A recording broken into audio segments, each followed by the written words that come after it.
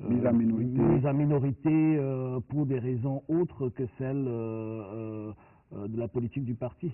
Alors, lorsqu'on prend la dernière actualité au niveau national comme ça, pour ce qui concerne le SDF, vous êtes à Bamenda, le chairman est reçu par le président de la République, il va au boulevard du 20 mai assister pour la première fois depuis 20 ans au défilé du 20 mai, il va au palais, vous étiez avec lui d'ailleurs, vous l'avez toujours vu dans son ombre, il va au palais, alors toute cette activité-là du SDF, ou du chairman du SDF, elle est cautionnée par le NEC? Tout à fait.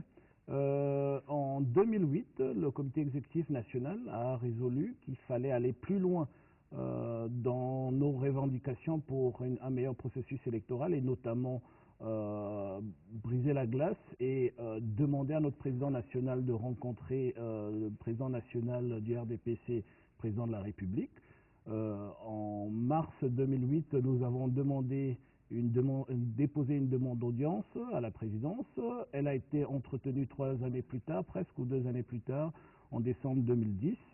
Donc c'était tout à fait sur un mandat du comité exécutif national, donc du parti, que le président national a eu cet entretien avec le président de la République. D'accord, un entretien, mais est-ce qu'il avait besoin d'aller au comice, est-ce qu'il avait besoin d'aller au palais, au boulevard du 20 mai, le comice, il faut peut-être faire la distinction ici, le comice... C'est l'éleveur qui était au comice?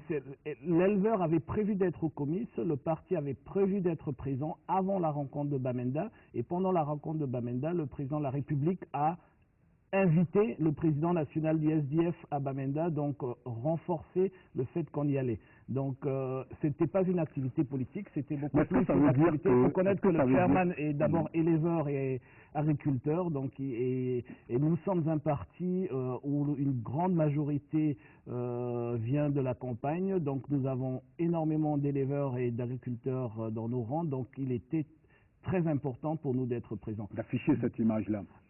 Il était très important pour nous d'être présents et la décision d'y aller avait été prise avant la rencontre de décembre. Mais maintenant, il faut peut-être vous dire que nous avions décidé...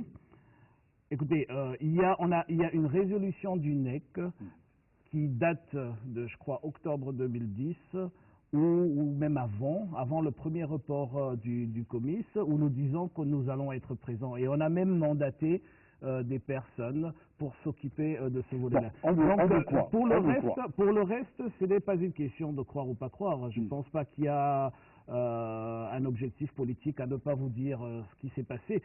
Pour le reste, la présence au Palais de l'Unité vient du fait qu'une fois cette glace brisée, la raison pour laquelle, par exemple, le vice-président de l'Assemblée nationale issu du SDF n'a jamais été au boulevard du 20 mai ou au Palais de l'Unité, c'est parce qu'il ne pouvait pas, il n'avait pas la légitimité d'y aller avant le président national. Mais une fois que le président national est allé, ça ouvre la voie maintenant pour tout le reste.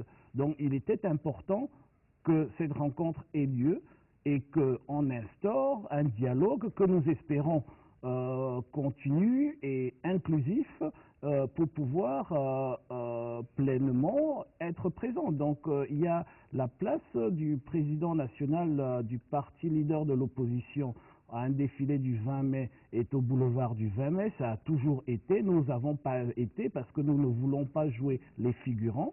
Quand l'invitation est venue cette année, dans la suite logique de ce qui s'est passé en décembre, le président national y était. Maintenant, si ce dialogue qui a été entamé en décembre 2010 se grippe quelque part ou s'arrête, il n'y aurait plus de raison d'y être. C'est aussi simple que ça. L'autre question, c'est par rapport à cela, est-ce que la philosophie du SDF, fondamentalement, a changé? Non, pas du tout. Au contraire, pas du tout. Pas du tout. Pourquoi changerait-elle? La présence à la présidence de la République ou au boulevard du 20 mai du président national du parti leader de l'opposition n'a absolument rien à voir avec la politique du parti, n'a rien à voir avec nos déclarations de principe, n'a rien à voir avec... C'est-à-dire que parmi les offres du pouvoir, vous prenez ce qui vous arrange. On a absolument, nous n'avons absolument rien pris. Et on ne nous a absolument rien donné. La seule raison pour laquelle nous avons entamé ce dialogue,